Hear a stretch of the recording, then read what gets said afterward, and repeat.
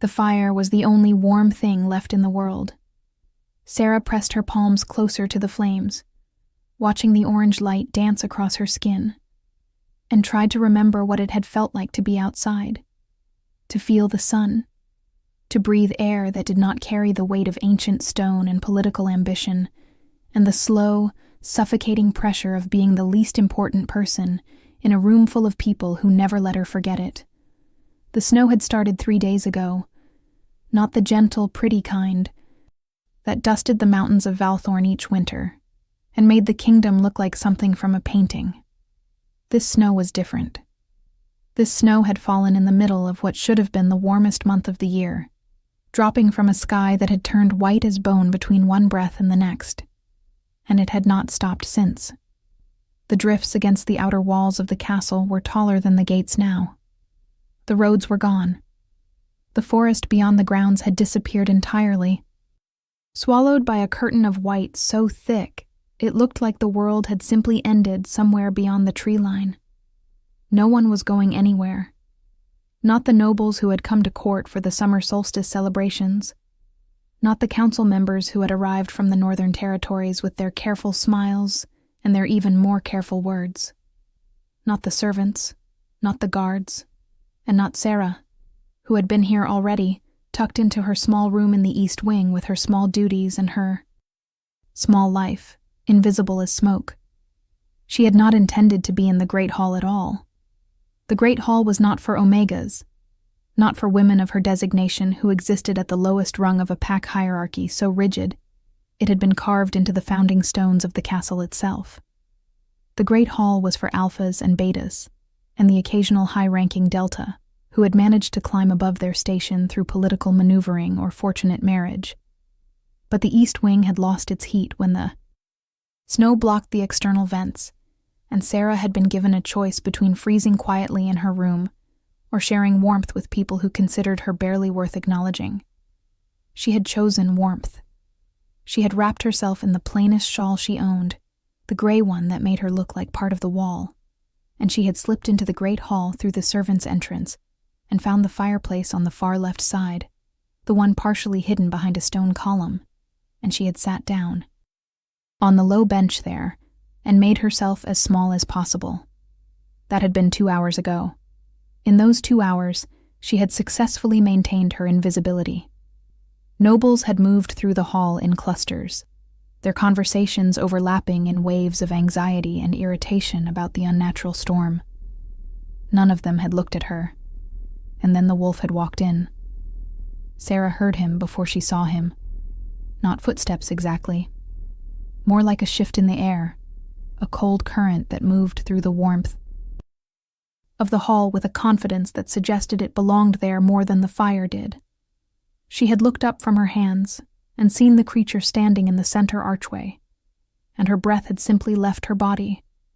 She had heard stories about the ice wolf, of course. Everyone in Valthorn had. The bond wolf of King Kalin Ashvile, the creature that had appeared at the king's side 3 years after his mate died. A beast that the oldest pack historians said was not a normal familiar but something older, something drawn from the bloodlines of the original Lycan ancestors, a spirit wolf that chose its companion once in a generation, and never, under any circumstances, acknowledged anyone else. The wolf was enormous. His fur was the white of fresh snow, but with a strange luminescence to it, as if light lived just beneath the surface of each individual strand. His eyes were the pale silver blue of glacier ice, and when they moved across the room, the nobles who caught that gaze physically stepped back. He moved through the hall without hurrying, without acknowledging the dozens of people who watched him in varying states of awe and wariness, and the crowd parted for him as naturally as water parts for stone. Sarah watched him with the same breathless attention as everyone else, and she told herself she was simply curious, simply another observer among observers, and that there was no reason her heart should be hammering the way it was. The wolf crossed the great hall in a slow, deliberate arc, passing the high table where the nobles had gathered, passing the council members who straightened instinctively and pressed their lips together, passing the 3 beta women who were whispering near the eastern window with their heads close together, and their eyes bright with calculation. He passed all of them. He did not look at any of them. He kept walking, paused silent on the stone floor, until he was standing directly in front of the fireplace. In front of Sarah. The world went very quiet. Not literally, because people were still murmuring and the fire was still crackling and somewhere a door was still rattling against the wind. But in the immediate circle of space around Sarah and the wolf, everything felt suspended, as if time itself was holding its breath. The wolf looked at her with those glacier eyes. Sarah looked back.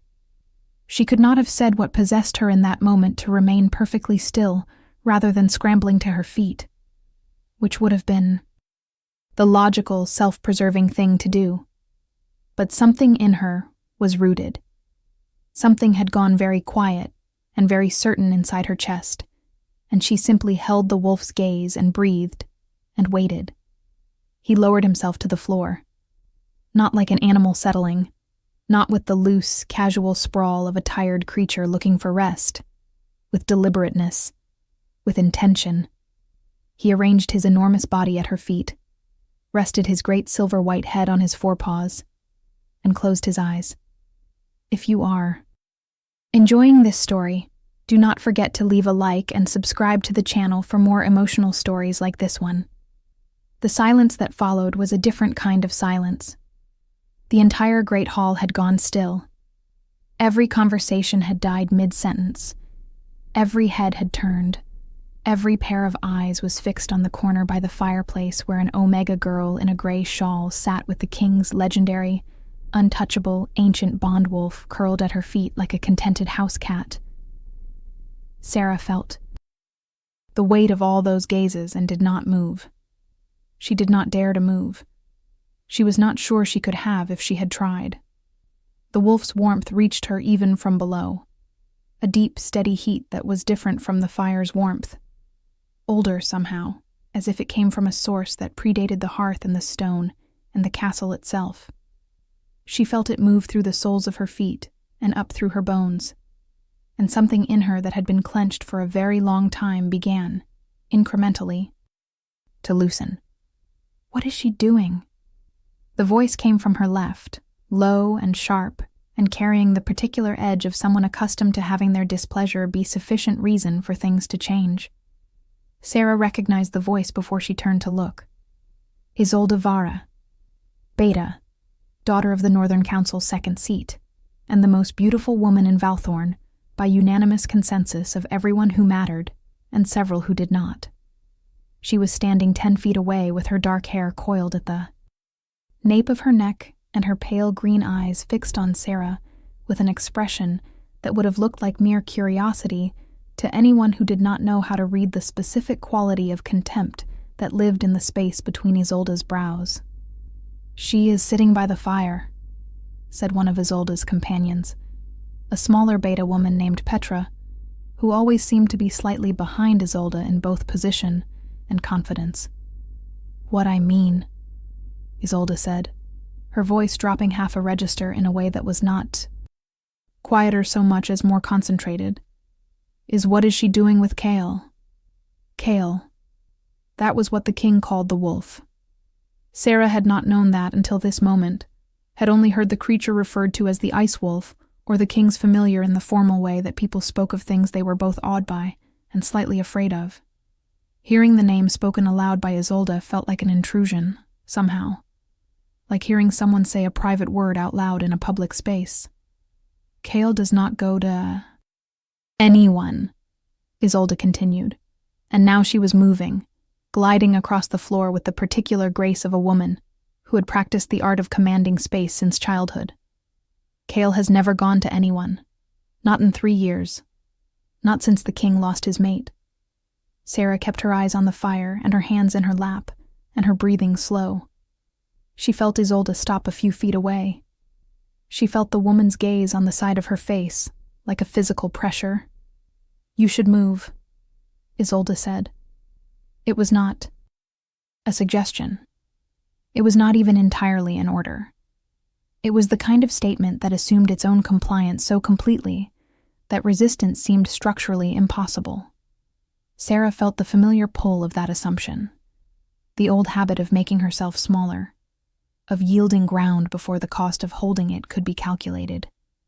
She felt it, and she recognized it, and for a reason she could not fully articulate, sitting in that particular firelight with that particular weight of warmth around. Her feet. She did not obey it. "I do not think I should," Sarah said. Her voice came out quietly, without aggression, without any of the defiance that would have been required to back up the words if this had been a different day or a different moment.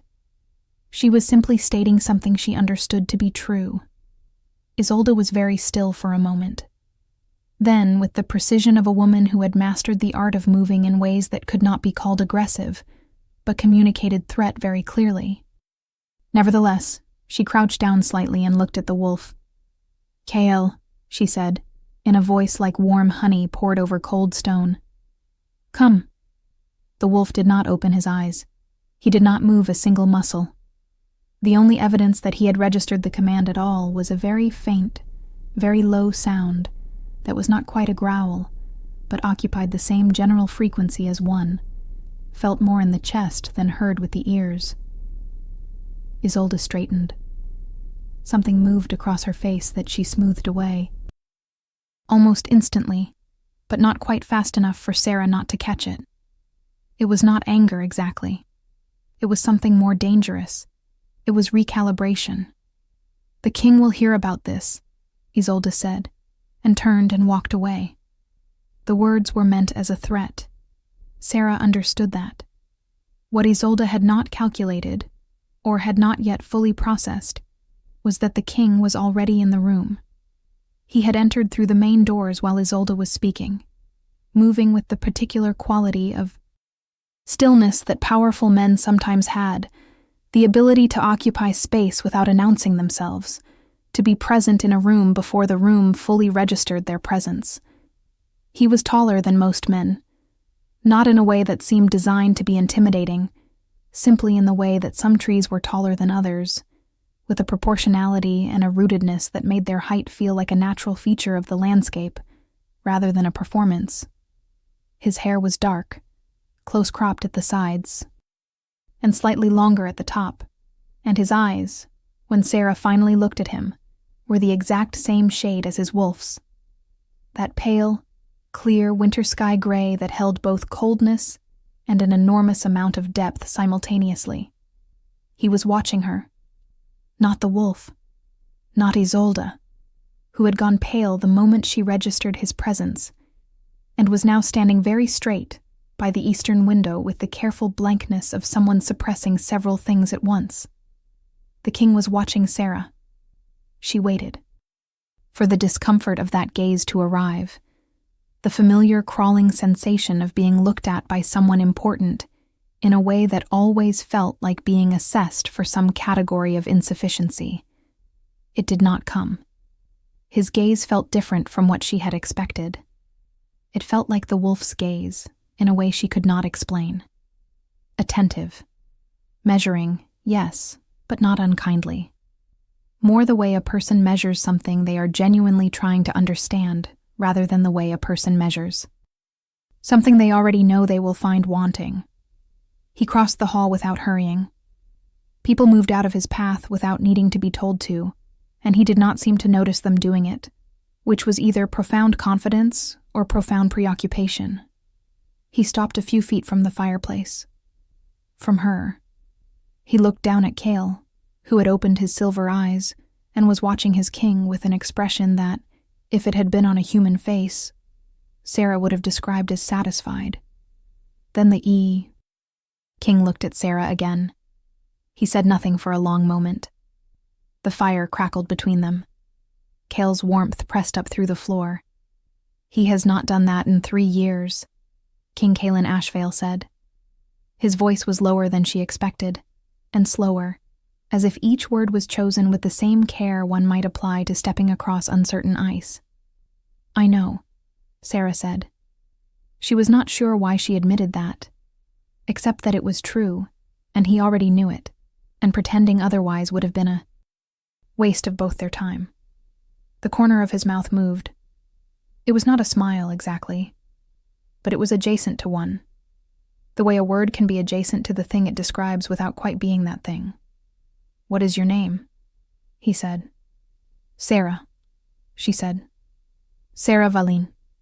He repeated it, not aloud, but she could see the shape of it cross his face as he processed it. And then he looked at the bench, at the small amount of space beside her that the wolf had left unoccupied. He looked at it for a moment. Then he sat down. The entire hall collectively forgot how to breathe. Sarah was fairly certain she herself had forgotten how to breathe. The king of Valthorn, the alpha of all alphas, the man whose word was law across 7 territories, and whose grief had sealed him away from human warmth for 3 years, had sat down on a servant's bench by a half-hidden fireplace, next to an Omega woman, that not a single person in the room could have named 20 minutes ago.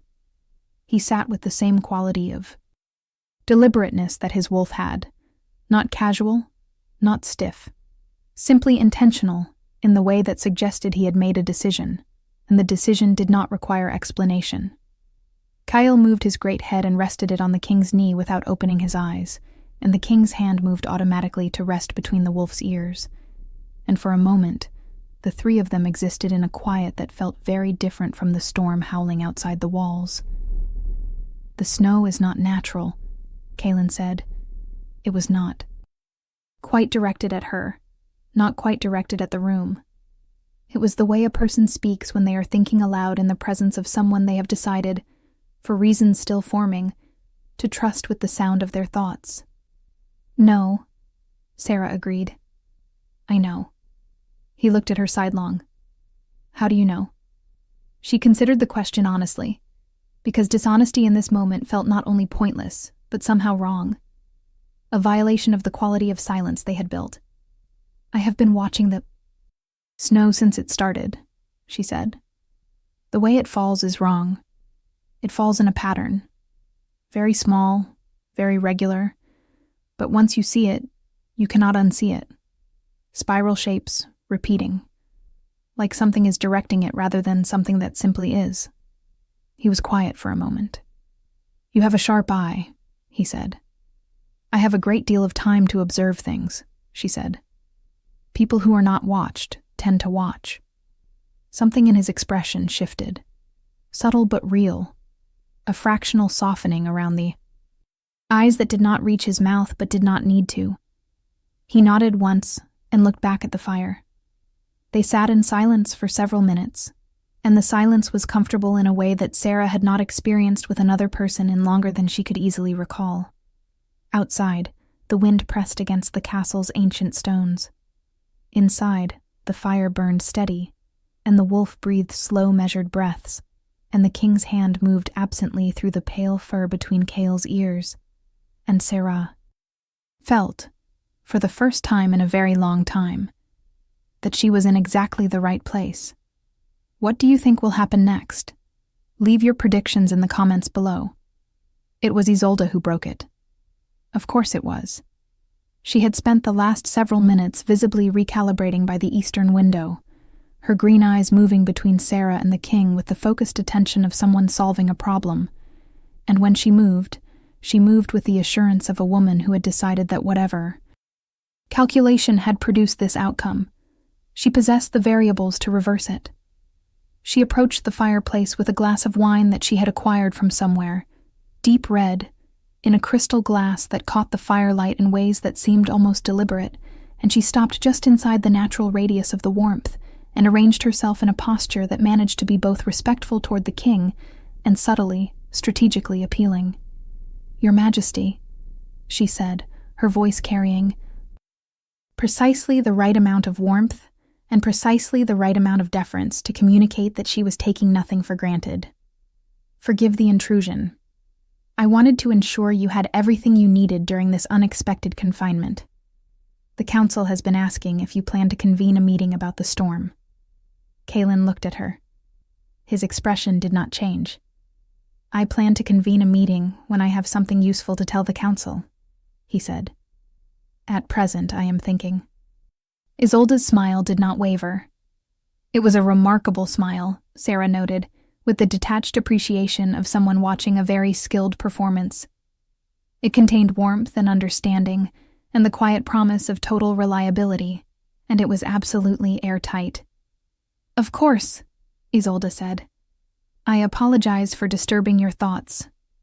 Her gaze moved, just briefly, just fractionally, to Sarah. Just long enough to communicate everything she needed to communicate without saying anything that could be repeated as evidence. Then she glided away with her wine, and Sarah watched her go, and thought about what it meant to be a woman who had learned to use the appearance of deference as a weapon. "She does not like you," Kalin said. Sarah blinked. She had not expected him to say it. She had not expected him to have noticed. "She does not know me," Sarah said. "She does not need to," he said. He was still watching the fire, but his jaw had shifted slightly, in a way that suggested he was not entirely relaxed. "She liked the situation as it was. You have changed the situation." Sarah turned this over. "Kale changed the situation," she said. "I simply did not move." "People who stay still when everything in their training tells them to move," the king said quietly, "are either foolish or very brave, or know something that other people do not." He finally looked at her again, and the directness of his gaze at close range was something she had not fully prepared for. It was not threatening. It was the opposite of threatening.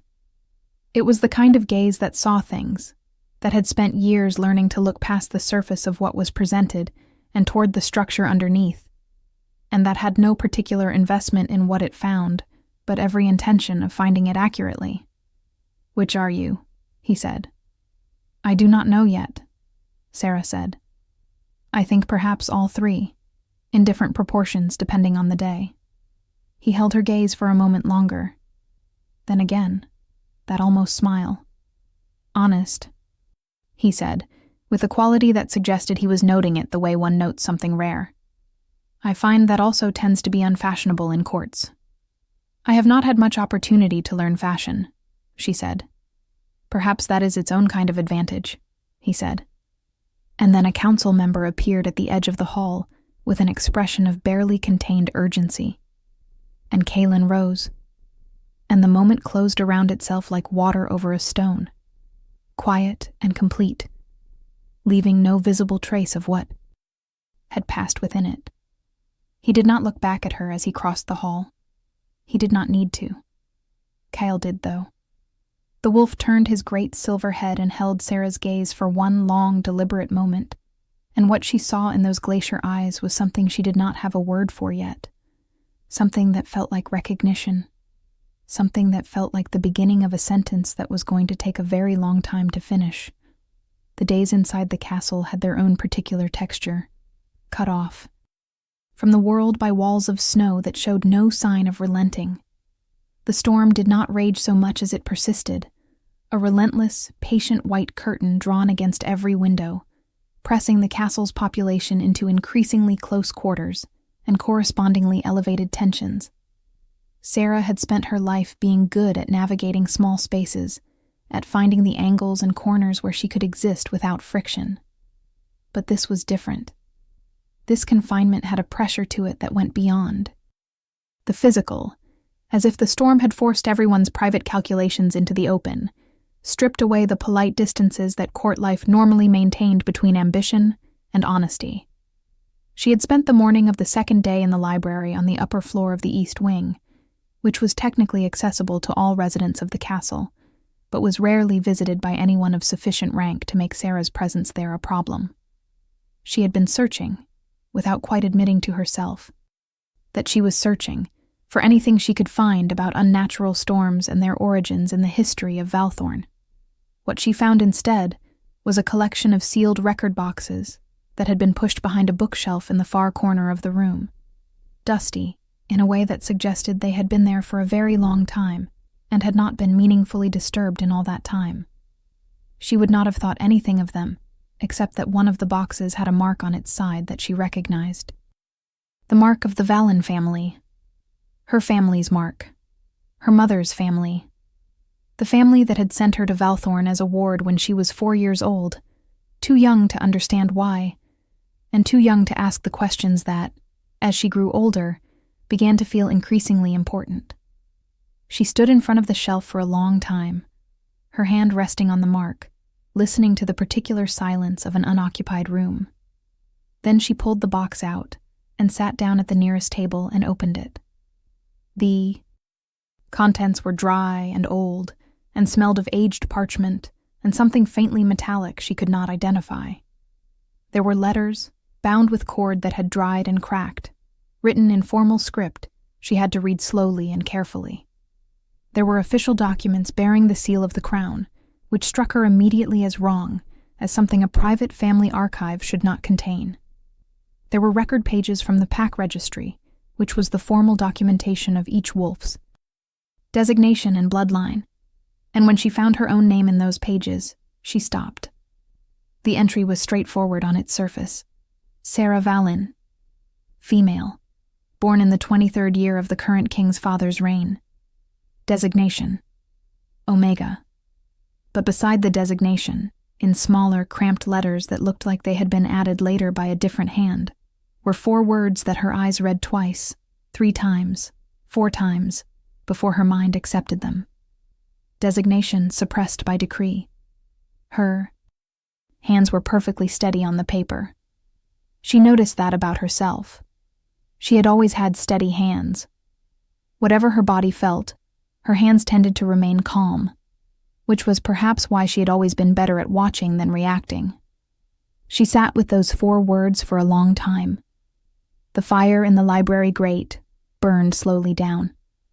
Outside, the snow continued its patient, patterned fall. Inside, Sarah sat with the slow, enormous understanding of something that had been true her entire life, and had been hidden from her by people who had decided, for reasons she did not yet know, that she was better off not knowing it. She did not know how long she sat there. She did not hear the door open. She did not hear footsteps, which should have been her first indication that whoever had entered the room was not an ordinary visitor. She became aware of a presence not through any of the normal sensory channels, but through a shift in the temperature of the air, a slight cooling that was not unpleasant, more like the feeling of stepping from a warm room into a hallway, where the air is cleaner and carries more information. She looked up, and Kyle was sitting 4 feet away, watching her with those pale silver-blue eyes that held, as always, more than she knew how to interpret. She looked at the wolf. She looked at the papers in her hands. She looked back at the wolf. "Did he send you?" she said. Kale blinked once, slowly, in a way that was not an answer, but was not a non-answer either. She set the papers down on the table carefully, keeping them in order. "I found something," she said, which was not a thing she had planned to say, was perhaps not a wise thing to say to a wolf who belonged to a king whose family seal appeared on documents she had no business finding. But the words came out with the same quality as everything she had said since this impossible snow had started, steady and true, and without the performance of calculation. "I do not know what it means yet," she continued, "but I think it changes something." Kyle rose and padded to the table and looked at the papers. He did not touch them. He simply looked, and then he looked at her, and then he turned and walked to the door and stopped there and looked back at her again. She understood. She was not entirely sure how she understood, but she did. She gathered the papers and followed. If you want to see how this story ends, make sure you are subscribed with notifications on. He was in the council chamber on the 3rd floor, the one with the high windows that now showed nothing but white. He was alone, which was unusual, and he was standing at the window rather than at the table, which told her something about the quality of his thoughts in that moment. He turned when she entered, and his expression cycled through something very quickly before settling into the stillness she was beginning to understand was not absence of feeling, but a very practiced form of containment. Kale went to him and pressed his great pale head against the king's hand, and Kalin's fingers curled automatically through the wolf's fur. He looked at what Sarah was holding. "You have been in the archive," he said. It was not a question. His voice was neutral, but not empty. There was something underneath it that she could not read yet. "I found a box with my family's mark on it," she said. She set the papers on the council table and stepped back, giving him access to them without placing herself in the posture of someone presenting evidence or someone defending themselves, simply making the information available. He came to the table and looked at the documents, and she watched his face as he read, watched the small, controlled way his expression shifted at certain pages, and she thought about the fact that he was a man who had been trained from birth to keep his responses internal, to show the world only what he chose to show, and that even so, in this moment, she could read him. Not completely, not with certainty, but she could read the shape of what was moving behind his eyes. When he finished, he set the last page down and was quiet for a long time. "You were not supposed to find these," he said. "I know," she said. "Did you know what was in them?" she said. He looked at her. The directness was back, full and unguarded in a way she was not sure he intended, or perhaps was not sure he had the energy to prevent. "No," he said. "I knew a suppression had been ordered. I did not know it was you." She absorbed this. "What was I before the suppression?" she said. He was quiet for another moment. "The record is incomplete," he said. "But the bloodline listed in the original registry entry, before it was altered, indicates a designation of Sigma." Sarah had heard the word. She had encountered it in the very old texts, the ones that predated the current hierarchy classifications, that talked about the original pack structure before it had been formalized into the tiers, that everyone now accepted as natural and inevitable. Sigma was the old word, the word that had been removed from the official classifications 4 generations ago, supposedly because the designation had died out, supposedly because the bloodlines that carried it had thinned until they were no longer detectable. The word that, in the original texts, was defined not as a rank, but as a function, not a position in a hierarchy, but a source of something the early historians described in terms that sounded to a modern ear dangerously close to magic. "A Sigma has not existed in living memory," Sarah said. "No," Kalin agreed. "They have not." He was watching her with the same quality of attention he had brought to the fireplace, to their first conversation, to every moment he had looked at her, which was the quality of someone paying the kind of attention that most people reserve for things they have already decided matter. "Why would my family suppress it?" she said. "The Velen family sat on the council 3 generations ago," he said. "They were removed when a vote went against them on a territorial question. A Sigma in the family would have given them more influence than the council was comfortable with at that time. It appears they were pressured to suppress the bloodline, rather than have it declared formally." Sarah looked at the papers. She looked at her hands, which were, as always, very steady. She thought about 4 years old. She thought about being sent away. She thought about a lifetime of being the least important person in every room, of developing the skill of watching because watching was all she had been given access to, of learning to read people and situations with a precision that she had always assumed was simply temperament, simply the personality she had built in the space she had been assigned. She thought about Kale lying down at her feet. She thought about the wolf choosing her in a room full of people with more power and more standing and more of everything that was supposed to matter. She thought about the look in his glacier eyes, and she understood, with the slow, enormous certainty of something that has always been true, finally being allowed to be said, that the wolf had not chosen her despite what she was. He had chosen her because of it. "The storm," she said. She looked at the king. "Does it have anything to do with this?" His jaw tightened fractionally. "I have been trying to understand the storm since it began," he said. "There are historical accounts of weather events tied to significant pack events. Arrivals. Awakenings. He paused on the last word in a way that placed a particular weight on it. Awakenings, Sarah repeated. There is a ritual, he said slowly, as if he was weighing each word as he offered it. It is very old. It predates the current hierarchy system. It was used when a wolf came into their true designation later than expected, or when a suppressed designation needed to be formally restored. It requires specific conditions. He looked at the windows, at the relentless white pressing against the glass. Some of those conditions appear to have arranged themselves, he said. Sarah was quiet for a moment. Then, the storm created the conditions. Or the conditions created the storm, he said. Which came first is a question that may not have an answer, or may have an answer that is not comfortable to sit with. She understood that too.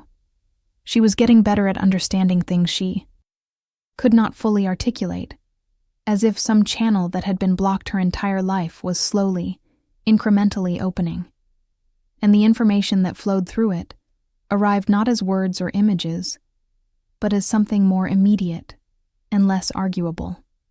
She looked at Kale, who was sitting between them with his great pale head turning from one to the other with the alert, patient attention of a creature who had known how this was going to go and had simply been waiting for the humans to catch up. What would the ritual require? She said. Kalin looked at her for a long moment. In his expression, she saw something she had not expected to see, something she was not sure she had a name for yet, something that lived in the same territory as the almost smile, but was deeper and more complicated and considerably more vulnerable. Among other things, he said carefully, it requires the presence of a willing alpha. The word landed between them with a weight that the room seemed to physically absorb. Sarah held it. She held the weight of it and the implications of it, and the particular quality of the way he had said willing, as if he needed her to understand that nothing about this was foregone, that the decision was hers to make, and the making of it would be respected regardless of what she chose. Tell me everything, she said. The next several hours were some of the strangest and most clarifying of Sarah's life. They sat at the council table, she and Kalin, with Kale between them and the old documents spread across the surface, and they went through everything. Not just the records she had found, but the ones he retrieved from a locked cabinet behind the tapestry on the north wall, the ones that turned out to be the companion set to hers, the pieces of the record that had been divided and stored separately, she suspected, so that no single person could ever put together the complete picture without the other half. The ritual itself was documented in a text that was older than the castle, a slim volume bound in something that was not leather and did not respond to fire, which the castle's library catalog listed under a classification that translated roughly from the old language as things that were before things. The ritual was not a ceremony in the formal sense. It was not a procedure with steps to be followed and outcomes to be guaranteed. It was more like an invitation, extended into whatever currents ran beneath the visible surface of pack law and history. An invitation for a suppressed truth to be acknowledged and restored. It required 3 things: the presence of a sigma, willing and aware; the presence of an alpha bonded to the sigma by genuine recognition, not political arrangement or formal selection, but the organic, uncoerced acknowledgement of something real; and the presence of a witness from the oldest bloodline connected to the pack. Kalin had been quiet when he read that 3rd requirement, and Sarah had watched him be quiet and had waited. And after a moment he had said, "Kale is that witness," with the tone of someone confirming something they had suspected, but had not allowed themselves to assume. The wolf had made a sound at that, low and vibrating and deeply settled, the sound of something being recognized accurately. They had not discussed the 2nd requirement explicitly. They had both read it, and both understood it, and both elected, in the wordless agreement of 2 people who were still figuring out the precise shape of what existed between them, not to push the articulation further than the text required. The recognition, the genuine and uncoerced recognition, was already present. It had been present since the fireplace. Possibly it had been present before that, in the mechanisms that had arranged Sarah's arrival in this castle as a child, in the bloodline history that connected her family's story to the history of Valthorn, in ways that were only now becoming visible. Some things, Sarah was beginning to understand, do not arrive by accident. The ritual would take place the following morning, before the storm cleared. The storm would clear when the ritual was complete, or so the old text implied in the circuitous, suggestion-heavy way that very old wisdom tended to communicate when it did not want to be reduced to instruction. They parted at the door of the council chamber, Sarah to her room in the east wing, Kalin to wherever kings go when they are not being watched, to whatever private space held the things they did not show the court. At the door, he paused with his hand on the frame and looked at her, and the quality of that look was one she tucked carefully into the interior of herself, not to be analyzed yet, but to be kept intact until she had the proper distance from which to see it clearly. "Try to sleep," he said. "I rarely sleep well in castles," she said. "Neither do I," he said. And he was gone, and Kale went with him, and Sarah walked back to her room through corridors that were quiet with the specific quality of a world holding its breath. She did not sleep well. She had not expected to. She lay on the narrow bed with the snow pressing against the exterior shutters, and thought about designation and suppression and the kind of inheritance that is not material, but carried in the blood, in the deepest layers of whatever a person is, before they learn what they are supposed to be. She thought about her mother, who had died when Sarah was 2 years old, young enough. That memory and imagination were hopelessly mixed. She thought about Kalin's wife, the mate who had died in a border conflict 3 years into the reign, the grief that had closed something in the king that had never quite reopened. She wondered what it had cost him to sit beside her at the fireplace. She wondered what it had cost him to retrieve those documents and look at her with that particular quality of attention while they reconstructed the hidden history that connected their lives.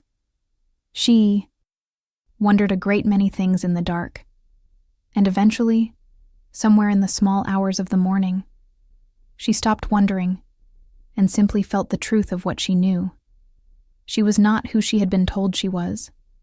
She had never been who she had been told she was. And that was not, it turned out, a source of grief. It was a source of something much more useful, something she could feel beginning to move in the deeper places of herself, slow and warm, and very sure of its own direction. Morning arrived with the particular quality that mornings have when something significant is going to happen in them. The light coming through the shutters was different, not the flat white of a storm-filtered day, but something with more texture to it. The snow had not stopped, but she could tell, in some way she could not have explained, that it would stop. She dressed carefully. She did not have court clothes, had never needed them, had spent her years in the castle in the plain, serviceable garments of someone whose function was to be present, but not visible. She chose the best of what she had, a deep gray dress that was simple but well made, and she did her hair as neatly as she could manage, and she looked at herself in the small metal mirror above the wash basin and tried to see what Kyle had seen when he crossed a room full of important people and lay down at her feet. She was not sure she could see it yet, but she believed it was there. Belief, she was learning, was often the bridge between what you could see and what was real. She found Kalin in the great hall. He was standing near the center fireplace, the large one, the one that everyone used rather than the small one by the column where they had first sat together. And the hall was quiet this early, most of its involuntary residents still sleeping or breaking their fast in the smaller rooms adjacent to the kitchens.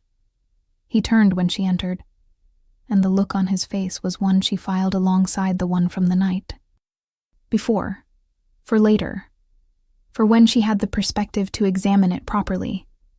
He was dressed in the formal colors of the House of Ashvale, deep charcoal and silver, and the formality of it struck her differently than usual. Usually formal dress on powerful people read to her as armor, as the performance of authority. On him this morning it read as something else, as an acknowledgement that what was about to happen mattered enough to be treated with the seriousness it deserved. Kyle was at his side. The wolf looked at Sarah when she entered and made that low, resonant sound again, the one that lived below the register of normal hearing and was felt rather than heard, and Sarah felt it move through her this time with a clarity that stopped her breath for a moment. Something was different this morning. Not in the room, in herself. She stood in the center of the great hall and felt the difference, the way you feel the change in air pressure before a storm breaks. Except this was interior, a shift in the pressure of something she had been living under her entire life without having a name for. "You feel it," Kalin said. It was not a question. "Yes," she said. She looked at her hands. They were steady, as always. But there was something in them this morning that was not usually there. A faint warmth beneath the skin that was not the warmth of temperature, but of something moving. Of something that had been still for a very long time beginning to wake. "The ritual begins when you are ready," he said. She looked at him. He was watching her with that steady, deep attention, and in his eyes she could see both the gravity of the moment and something else. Something that was not gravity. Something that was much warmer than gravity and considerably more personal. And she understood that he was not watching the Sigma designation being restored. He was watching her. Specifically her. Sarah Kalin, who had sat by a fire with her hands open and not moved when everything in her training said to move, who had stayed still and been found, who had spent a lifetime watching, and was only now beginning to understand what all that watching had been for. "I am ready," she said. The ritual, as described in the old text, was not dramatic in the conventional sense. There were no spoken incantations, no components to be gathered or circles to be drawn. It was, in its essence, an act of acknowledgement, a deliberate and witnessed choice by all three parties present to be exactly what they were and to name it without flinching. Sarah stood in the center of the great hall, and Kale stood beside her, and the wolf turned his great silver head upward and made a sound she had not heard before, something older than a howl and more complex, a sound that vibrated in the stone of the walls and in the deep architecture of Sarah's own bones. She felt the answer to it come from inside her, before she had any conscious thought of producing it. Her wolf, which she had never known she had, which had been sealed behind that decree her entire life, heard the call of the oldest blood in Valthorn, and answered. It was not a physical transformation. Nothing in her body shifted in the visible, dramatic way that full shifts did. It was subtler and deeper, a kind of unlocking, a door opening in the interior of herself that she had not known was closed, because she had never in her life been on the other side of it to feel the difference. But the difference was enormous. It arrived all at once, and she held it, held the sudden fullness of it, the sense of being completely herself for the first time, of having access to all the rooms of her own interior rather than only the few that had been left open to her. The warmth in her hands spread through her entire body. Kale pressed his head against her leg with a gentleness that was also an acknowledgement, and she felt his ancient bloodline recognizing hers, felt the witness of it, and her eyes were burning, but she was not going to cry. Not yet. After. Kalin had been watching the whole time, standing a few feet to her left, and when it was over, when the quality of the air in the hall settled into the new thing it had become, when the warmth in Sarah's chest was steady and certain rather than surging, he closed the distance between them. He stood in front of her, close enough that she could see the very specific thing happening in his gray eyes, and he said, very quietly, "Sarah," just her name, just that. But the way he said it carried the weight of everything they had not yet said, everything that was still in the process of becoming speakable, and she felt it in all the new places in herself that were open now, felt it with a clarity and a depth that she could not have accessed 2 days ago. "I want to say something to you," he said. "I know that you have just received an enormous amount of information about yourself, and I know that this is not the moment for anything additional to be placed on you. But I want to say it. Before the court wakes up and this room fills with people and the world reasserts all its complications, because I have spent 3 years not saying things that deserve to be said, and I do not want to do that anymore." He paused. He was not a man who paused, she had noticed. He was a man who spoke with precision and intention, and without the hedging hesitations that uncertainty produced. That he paused told her something. "Kyle has not gone to anyone in 3 years, he said. "I have been asked, many times why, and I have told people that he is particular, and that his bond is old, and that the designation of a spirit wolf is not ours to command. All of which is true. But what is also true is that I watched him every day for 3 years, looking for something I could not see, and that the morning he found you, the morning he came back to this hall and lay down at your feet, was the first morning in 3 years that I understood what he had been looking for. The burning in her eyes was becoming a problem. "You," she said. It was not a declaration so much as a confirmation of something they both already knew, and she was simply naming for the record. "Yes," he said. "Me." His hand came up slowly, giving her every opportunity to step back if she wanted to, and he touched her face with the same deliberateness that his wolf moved with, the deliberateness of something that has made a decision and is not in a hurry to take it back. "I am not asking for an answer today," he said. "I'm only saying that what began at that fireplace, for me, is not something I am inclined to walk away from. When you are ready to know what it is, I will be here." She looked at him for a long moment. She looked at the man who had lost his mate and closed himself away from warmth and had spent 3 years sitting with a wolf who could see something in the world that he was still waiting to understand. She looked at the specific quality of patience in his face, the patience of someone who had learned through grief that things happen in their own time, and that forcing them produces outcomes that are technically outcomes, but are not what you actually wanted. "I do not need more time," she said. "I have had enough time. I have been watching and waiting for longer than I knew, and I know what I know. I know what I feel when you look at me. I know what Kale knew when he lay down at my feet." She held his gaze. She held it with all of herself, with all the new rooms in herself that were open now, with all the depth she had spent a lifetime developing through watching, because watching was all she had been permitted to do. "I know what this is," she said. He looked at her with those gray eyes that held everything he had taught himself not to show, and then he leaned forward and pressed his forehead against hers, and they stayed like that for a long moment, foreheads touching, the warmth between them as steady and deep as the fire that had started all of this, as old and patient, as the blood that Kale had recognized in her before either of them had words for what they were recognizing. Outside, the snow stopped. The change was audible. The persistent, low-level sound of wind and falling snow that had been the constant underscore of 3 days of confinement simply ceased, all at once, between one breath and the next.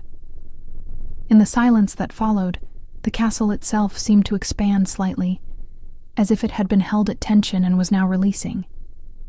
Sarah and Kalin stepped, apart by a fraction, and both of them looked toward the high windows of the great hall, where the white curtain had fallen away, to reveal a sky that was the clear, cold blue of early morning after a storm. The light that came through the glass was different from any light that had entered the hall in 3 days.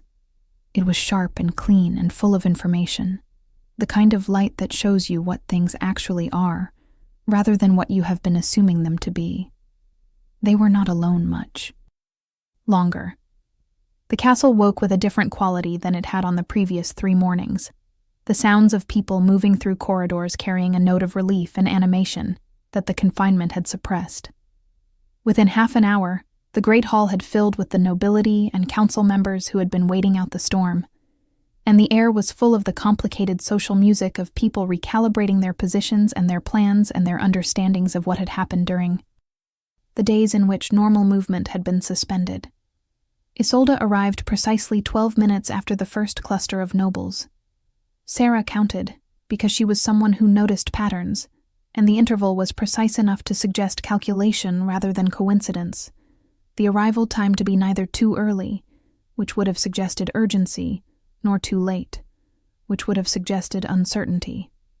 She entered from the east corridor, dressed in a deep emerald green that made her dark hair and pale eyes look almost supernatural, and she crossed the hall with the grace of a woman who was absolutely certain of her right to be wherever she was going. She stopped when she saw Sarah standing beside Kalin. She stopped, and for a single unguarded second, the precise calculation in her face broke apart and showed what was underneath it, which was not anger, not precisely, but the particular, devastating shock of a person who had built a very careful structure and has just watched the foundation shift. It lasted 1 second. Then it was gone, replaced by the control she had been refining her whole life, and her expression rearranged itself into something that managed to be both composed and watchful. She looked at Kyle, who was sitting at Sarah's left side, and at whatever she saw in the wolf's posture and positioning, something she had enough knowledge of pack lore to read. Something shifted again in her face, deeper this time, and harder to conceal. The council member who had appeared the previous evening materialized beside Kalin with a question about the road clearance and the timeline for resuming travel, and Kalin answered him without looking away from Sarah for longer than the conversation required, and in the way he reoriented back to her after each necessary diversion, Sarah read something that the court would have read as well, had they been paying the right kind of attention. Several of them were. She could feel the quality of observation shift in the room. The way it had shifted the morning Kale chose her, but deeper now, and with more information, and with the specific weight that significant political developments tend to carry in environments where politics is the air everyone breathes. One of the older council members approached. She was a woman in her 60s, with the careful eyes of someone who had navigated many courts and many eras of power, and she looked at Sarah with an assessment that was thorough and unhurried. "I do not believe we have been formally introduced," the council member said. "I am Elder Voss, and I would very much like to know who you are." Sarah held the older woman's gaze with the steadiness she had always had and the fullness she had only just come into, and she felt Kalin beside her and Kyle at her left, and the warmth in her own chest that was hers now, reclaimed and restored and entirely her own. "I am Sarah Valen," she said. "I am a Sigma, the first in 4 generations, and I have been living in the East Wing of this castle for 21 years. The silence that followed was the kind that has weight to it, the kind that attaches itself to moments that are going to be referenced later, that people will say they were in the room for, that will become the fixed point around which subsequent events will arrange themselves. Elder Voss looked at Kale. She looked at Kalin. She looked at Sarah. And then, slowly, with the gravity and the grace of a woman who has spent a long career knowing when a thing is real, and when a thing is performed, she inclined her head. "Then Valthorn is fortunate that the storm kept us all indoors," she said, "and that you knew how to sit still at a fire." There was a ripple through the assembled court, the specific social oscillation that groups produce when a new alignment has been publicly acknowledged, and everyone is in the process of recalculating. Sarah felt it move through the room like a wave.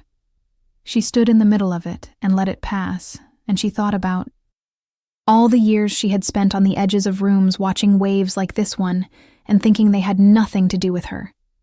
She had been wrong. She had been wrong about so many things, and she was going to spend a very long time learning the texture of that wrongness, the shape of who she actually was, and what that meant for the shape of her life going forward. But for now, in this moment, in this hall, with the light coming clean and sharp through the windows, and the wolf warm beside her, and The king's shoulder a specific, deliberate distance from hers. She was exactly who she was. For the first time. And it was enough. More than enough. It was the beginning of everything. The weeks that followed the lifting of the storm were not simple. Sarah had not expected them to be. The restoration of her designation was not a resolution, but a beginning, and beginnings of the kind that shake the architecture of existing power structures tend to generate considerable friction before they find their equilibrium. Isolda's response was predictable in its outline and surprising in its precision. Too intelligent to mount an open challenge, she conducted instead a quiet, methodical campaign of insinuation, spreading through the court's informal networks the suggestion that the documentation had been falsified, that the Sigma designation had been retired for a reason, that the events of the storm had been manufactured, that the king's proximity to Sarah was the result of manipulation rather than genuine recognition. None of these suggestions were made loudly. None of them were directly attributable. They moved through the court the way water moves through stone, finding the cracks, the small existing fault lines of skepticism and self-interest. Sarah watched it happen with the same attention she had brought to everything in this castle, patient and precise. She did not ignore it. She did not dismiss it. She also did not panic, which several people seemed to be waiting for her to do. Kalin was aware of the campaign. He mentioned it to her once, precisely, with the directness she was coming to understand, was simply how he communicated when the topic was one he was treating seriously. Isolda is suggesting that the documentation is false, he said. They were in the library, sitting at the same table where she had found the records, with Kale between them and the afternoon light coming through the window at an angle that turned the dust motes in the air into small suspended stars. I know, Sarah said. Are you concerned? He said. She considered the question honestly. I am watching, she said. I have spent my life watching. I know how these campaigns work. I know what feeds them and what starves them. He looked at her in that steady way. What starves them? He said. Truth, stated plainly and without defensiveness, she said. And time. Insinuation cannot survive sustained proximity to the thing it is trying to misrepresent. Eventually, people look at the actual thing and stop looking at the story. He was quiet for a moment. You are not afraid, he said. It was half observation, half question. The kind of statement that is also an invitation. I was afraid for most of my life, she said. I was afraid in the very specific way that people are afraid when they do not know what they are, when they have been told they are less than they are, and they cannot find the evidence to argue against it because the evidence has been hidden from them. That kind of fear is very quiet and very constant, and exhausts you in ways you do not notice until it stops. She looked at her hands on the table, which were steady, as always. It has stopped, she said. I am not sure I have the proper words for what has replaced it yet, but it does not feel like fear. He reached across the table and covered her hands with his, and she turned her palms upward and felt the particular warmth of his touch, the alpha warmth that was different from ordinary human warmth, that carried something within it, that spoke to something within her in the language that designations speak when they recognize their complement. They sat like that for a long time, with the dust motes drifting in the afternoon light and Kyle breathing between them, and the world outside the library window going on with all its friction and its politics and its management of change. And inside, the two of them simply present with each other in the way that was becoming, incrementally, and then all at once, the most natural thing in either of their lives. The formal council session happened on the 9th day after the storm. It was called by Elder Voss, and her decision to formally convene communicated without words that she had concluded the question of Sarah's designation was real and deserved formal treatment.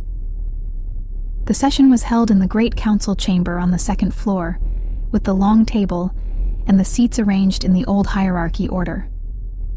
The arrangement did not include a seat for Sigma, because no Sigma had attended a council session in 4 generations. Kalin had arrived before her. He was seated at the head of the table, and his expression as she entered was the carefully controlled attention that she had come to understand was how he looked when he was keeping something contained. He gestured to the chair at his immediate right, the place that had been formerly empty since his mate's death, and the gesture communicated an enormous volume of information to everyone in the room. Sarah sat. Kale arranged himself between their chairs. The council session began. Elder Voss presented the documentation methodically. She had spent the preceding days consulting with the kingdom's archive keepers and with the oldest of the pack historians, and the case she presented was thorough and specific and left very little in the way of structural gaps for insinuation to occupy. The bloodline evidence was verified independently by 3 separate historians. The suppression decree was confirmed against the original council records from 4 generations ago, which showed not only the existence of the order, but the political context that had produced it. The Sigma designation itself was presented with historical documentation covering its characteristics, its historical rarity, and the circumstances under which it had been systematically eliminated from the official classification system, which Elder Voss described with the measured precision of a woman who has earned the right to say difficult things simply, as a political act with a historical weight that this council was now in a position to address. Isolda spoke once. She raised the question of verification with a specificity and a technical precision that demonstrated she had prepared, and Elder Voss answered with equal specificity. And after the response, there was a silence in which Isolda's face showed, briefly, the recalibration that Sarah had seen in the great hall on the first morning, and then it smoothed again into the composed, watchful expression that seemed to be her default. No one seconded Isolda's concern. Not even Petra, who was seated in the outer ring, and who looked at the table in front of her with the careful attention of someone who has just completed a new calculation. The vote, when it came, was not unanimous. 3 council members abstained, but the remaining 7 voted to formally restore the Sigma designation to the active classification system and to recognize Sarah's bloodline claim. When the final count was read aloud, the quality of the silence in the chamber was different from the silence that had followed her name in the great hall 9 days ago. That silence had been the silence of shock. This silence was the silence of something settling, the particular quality of a structure that has shifted and is now finding its new equilibrium, a sound that is not quite sound, but is felt in the chest, in the bones, in the deep inherited instinct of pack animals who have always been able to sense when a change in alignment has become permanent. Kalin looked at her after the final count was read. He did not speak, because this was not the moment for speech. This was the moment for the kind of communication that does not require words, and his gray eyes held everything she needed to see. The satisfaction and the relief, and the specific, careful warmth that he was still learning to let her witness without containing it, because he was a man who had sealed himself away from the cost of warmth for 3 years, and was relearning, incrementally and sometimes painfully, that the cost was worth the paying. She looked back at him with equal fullness, because she was a woman who had been practicing the art of seeing clearly her entire life, had been developing that capacity in the only space she had been given, and she could afford now to let what she saw in him be seen. Kale made the sound, the old one, the one from the ritual, deep and resonant and felt in the architecture of the room. Several of the council members looked at the wolf with expressions that ranged from awe to something close to tears. The sound of the spirit wolf was something that most of them had read about in history texts, and had never expected to hear in their lifetimes, had never expected to be present for, and the weight of being present for it was visible on their faces. Elder Voss was one of the ones who looked like she might cry. She did not, but it was close. "The session is concluded," she said, in a voice that was perfectly steady, except for the single low note at the end of concluded that gave away what she was containing. "Valthorn has its Sigma. May she serve this kingdom well." Sarah thought about all the years she had spent in the East Wing, She thought about all the rooms she had not been permitted to enter, and all the conversations she had not been included in, and all the times she had made herself smaller to fit into the space she had been given. She thought about sitting by the fire in a gray shawl, and the wolf crossing the room, and the king sitting down beside her on a servant's bench, and the snow and the records and the ritual, and the morning after, when everything had been different and the same simultaneously, different in all the structural ways, and the same in the ways that had always been true, the ways that a decree could suppress but could not erase, that had been living in her blood and in her hands, in the steadiness of them the whole time. "I will," she said. And she meant it with all of herself. All of the rooms, all of the things she was, finally, permitted to be. The seasons changed after that. Valthorn in its winter was beautiful in a way that Sarah had never had the space to properly notice.